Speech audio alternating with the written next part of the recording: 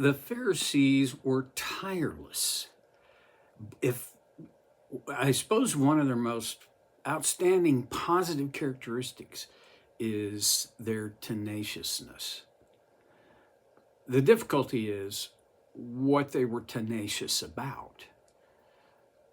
And in these last chapters of Mark's biography, or Matthew's biography of Jesus, they are just boom, boom, boom, boom, boom, boom. They're just after him. They, well, and in chapter 22, verse 15, Matthew records, then the Pharisees went out and laid traps for him in his words. Now, part of why they did this is because they were angry with him. They were ticked. He had told a parable about a wedding feast, and every indication in that story was that they were the bad guys.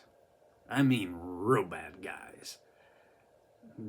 So they went, they were already after him. But man, this was bulletin board material, right? Go hard after him. Pharisees went out and laid plans to trap him in his words. In other words, we will get him. We'll get him to hang himself. Sounds like a fairly universal plan for one's enemies. Verse 16, they sent their disciples to him along with Herodians. Now, this is an interesting little twist. The Herodians were Jews who had been, I won't say completely absorbed, but they had become a part of the Greco, the Hellenistic, the Grecian culture. They bought the Greek philosophies, even the Greek lifestyle. They still retained their Jewish heritage, but they were much more secular than the Pharisees. And this is, okay, there's several reasons why I find that interesting. One is that these Pharisees, and they were narrow-minded, they were rigid, they were legalistic, and they, held hands here with Herodians. These were liberals. They were even more liberal than the Sadducees, who didn't believe in the supernatural or the afterlife. But see, their values, their stated values, they didn't let that get in the way. Ooh, boy. I see that in my life and in this election year. Oh my gracious. I see it everywhere. And that's not an accusation against you. My confession is, there are times when my stated values don't show up in my choices and behaviors.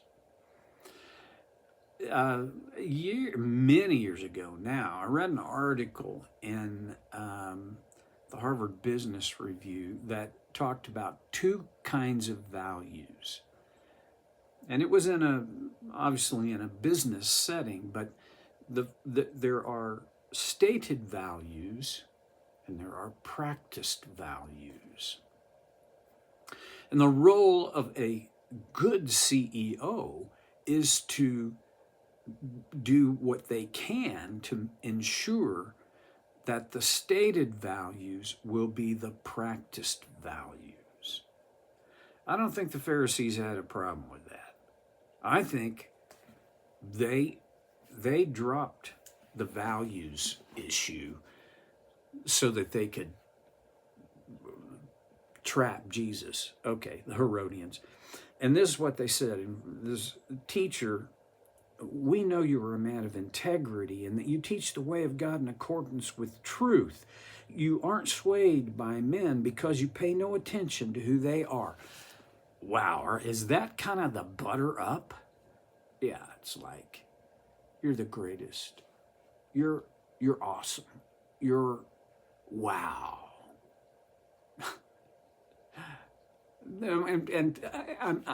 I'm thinking about it. Jesus saw through that. Man, I wish I had the discernment of Jesus. Because have you ever been given a snow job like that? Well, maybe not, but maybe so. Verse 17, tell us then, what is your opinion? All right, now, just a harmless question. Is it right to pay taxes to Caesar or not? This was a relevant question for the day in that culture. Jews resented paying taxes to Rome. They kind of don't blame them in a way, because they had already been charged a temple tax, right? And that was from the time of Moses forward.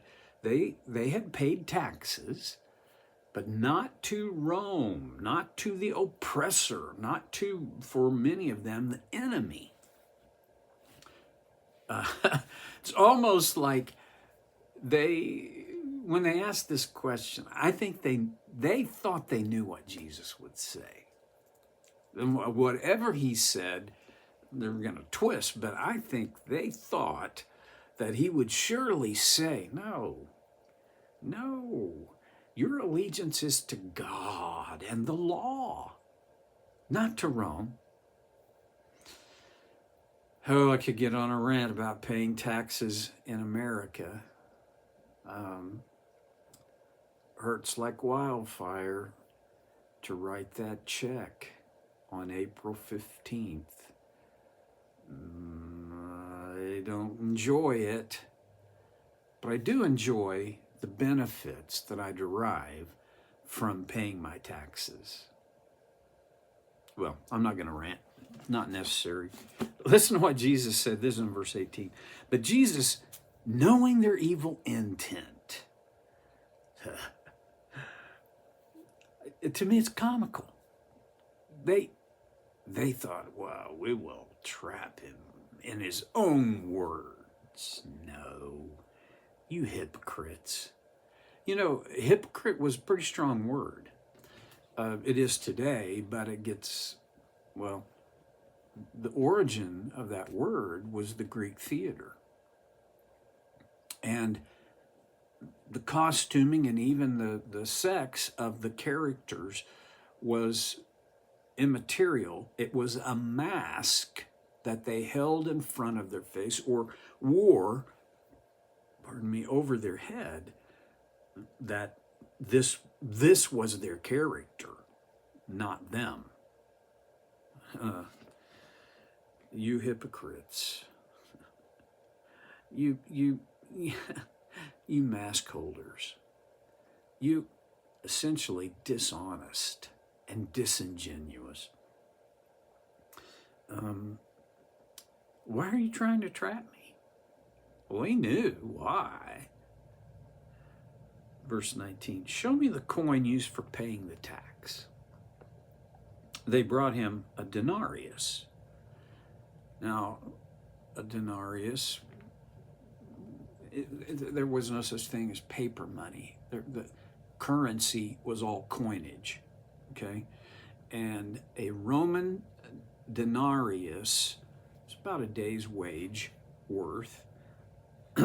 They brought him a denarius, and he asked them, whose portrait is this? Whose inscription? It was undeniably a denarius had the image of Caesar, and so they replied Caesar. Then Jesus, and I think when they replied Caesar, well, of course it's Caesar, and I don't think they realized they were going to step in it here. That the trap that they had set for Jesus was going to close in on them. And then Jesus said to them, give to Caesar what is Caesar's, and to God what is God's. What do you say to that? Verse 22, when they heard this, they were amazed. So they left him and went away. Pardon me. We've gotten a lot of California fires, and the smoke blows across the mountains. And anyway, so I've got this. They were amazed, and they went away. See, Jesus didn't argue with them. Didn't need to. And he knew that. It's not like Jesus never argued. Yeah, he did. But, I mean, he knew everything, and so that means he knew when to argue and when just lay out the facts.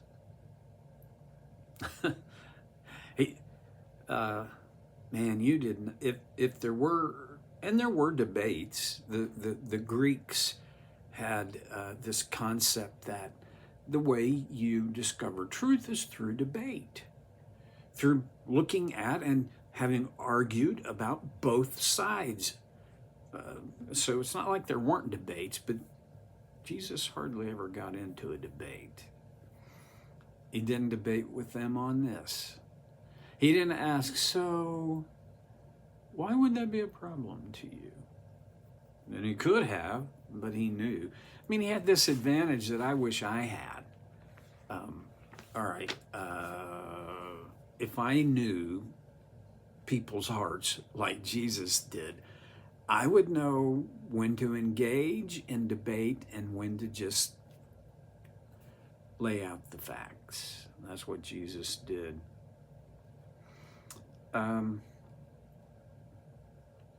When they realized this is not going as we had hoped, it's not going as we had been told it would go, they went away. But not for long. The Pharisees were there. They had a mission. Their mission was to shut him down. Let's arrest him, and if we can arrest him, we could kill him. So I've never had anybody that determined to destroy me. I'm grateful for it.